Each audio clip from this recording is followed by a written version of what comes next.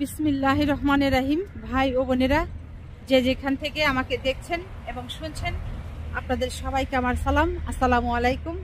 আশা করি আপনারা ভালো আছেন, আমিও ভালো আছি। UK property gossip by Tasbina YouTube চ্যানেলের পক্ষ থেকে জানাই শুভেচ্ছা। আজ এপ্রিল মাসের 18 তারিখ শুক্রবার 2025। এই মুহূর্তে লন্ডনের তাপমাত্রা আছে 16 ডিগ্রি সেলসিয়াস।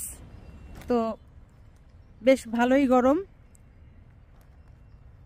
আজ এখন যে বিষয়টি নিয়ে কথা বলতে চাচ্ছি সেটা হলো যে ভারতের পশ্চিমবঙ্গ গরম হয়ে উঠেছে। এমন গরম হয়ে উঠেছে যে মমতা ব্যানার্জির সাথে মোদি সাহেবের সাথে একেবারে সেই রকম মানে দাকুরাল সম্পর্ক যাকে বলে, ওরকম হয়ে উঠেছে। হয়ে উঠবারই কথা, কারণ হচ্ছে মমতা ব্যানার্জি যেহেতু কলিকাতার নেতা, এখানকার লোকজনদের ভালো মন্দ দেখাশোনা করার তার দায়িত্ব, তিনিই হচ্ছেন তাদের প্রধান বলা চলে। কলিকাতার ব্যবসার অবস্থা গত 8-9 মাস ধরে একেবারেই বলা চলে স্থবির। এখানকার যে ব্যবসায়ীরা আছেন তারা সারাক্ষণ কান্নাকাটি করছেন, হাহুতাশ করছেন, হতাশায় অনেকে অসুস্থ হয়ে যাচ্ছেন, মানসিকভাবে অনেকেই ব্যবসায়ীরা ভেঙে পড়ছেন। তাদের ভিতরে যে ক্ষোভ আছে এই মোদির ওপর, তাদের যে একটা আক্রোশ আছে, সেটির বহিঃপ্রকাশ এখন দিন দিন এভাবেই সারা ভারতে ছড়িয়ে পড়ছে। যেহেতু মমতা ব্যানার্জি তিনি কলিকাতার মানুষদের পাশে আছেন, তাদের ভালো তিনি চান, তারা না খেয়ে থাকুক, তারা দুঃখে কষ্টে থাকুক, মমতা ব্যানার্জি তো সেটি মেনে নেবেন না।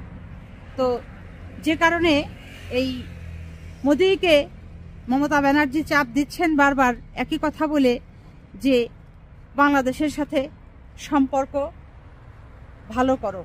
বাংলাদেশের সাথে পুনরায় যে অতীতে বাংলাদেশ ভারতের যে সম্পর্ক ছিল, বাণিজ্যিক যে সম্পর্কটা ছিল, ব্যবসায়িক যে সম্পর্কটা ছিল, সেই সম্পর্কটা উন্নতি ঘটুক, এটি মমতা ব্যানার্জি মনে প্রাণে চাচ্ছে, যাতে করে এই কলিকাতার ব্যবসায়ীরা পুনরায় সেই আগের মতো ভালো রমরমা ব্যবসায় জড়িয়ে পড়ুক, কলিকাতার অর্থনীতির চাকা ঘুরে দাঁড়াক, সচল হোক, এটি আসলে চাচ্ছে।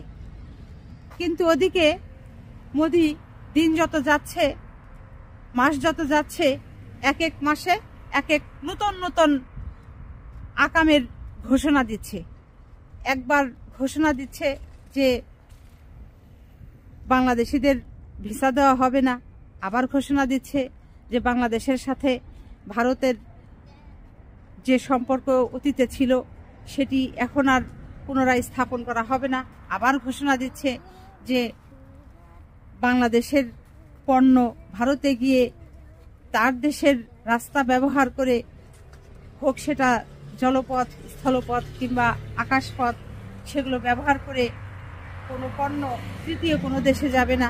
মানে ওই যে একের পর এক শুধু নেগেটিভ কথাবার্তা বলেই যাচ্ছে। এতে সম্পর্কের উন্নতি তো দূরে থাক, অবনতির একেবারে শেষ সীমায় গিয়ে পৌঁছাতে চাচ্ছে। তো যে কারণে ভারতের এই কলিকাতাতে খুবই অসন্তোষ দেখা গিয়েছে, এবং সেই অসন্তোষের কারণে যেটি হয়েছে যে মমতা ব্যানার্জির সাথে একরকম মোদির সাথে এমন একটা অবস্থা ডে বাই ডেতে চলে যাচ্ছে যে এটার পরিণতি হয়তো খুব শীঘ্রই কতটা ভয়াবহ হতে পারে সেটি দেখার জন্য হয়তো বিশ্ববাসী এখন অপেক্ষা করছে। এখন ওই হাসিনাকে কেন্দ্র করে ভারতের সাথেই ভারতের বিভিন্ন প্রদেশের লোকবলদের সাথে লেগে যাচ্ছে। মানে এখন বিষয়টা এরকম হয়ে গেছে ভারতে যে ওই ভারত দিল্লি বনাম ভারতের অন্যান্য প্রদেশ, এরকম বিষয়টা হয়ে গেছে। তো দেখা যাক আগামীতে এর ভয়াবহ পরিণতি কোনটা হয়, কি হয়, সেটা যেটি ঘটবে সেটি বিশ্ববাসী হয়তো দেখতে পারবে। তো আজ এখানেই শেষ করব। সবাই ভালো থাকবেন, সুস্থ থাকবেন এবং আমার জন্য দোয়া করবেন। আমার এই চ্যানেলটিতে লাইক, কমেন্ট, শেয়ার এবং সাবস্ক্রাইব করবেন। আসসালামু আলাইকুম, আল্লাহ হাফেজ।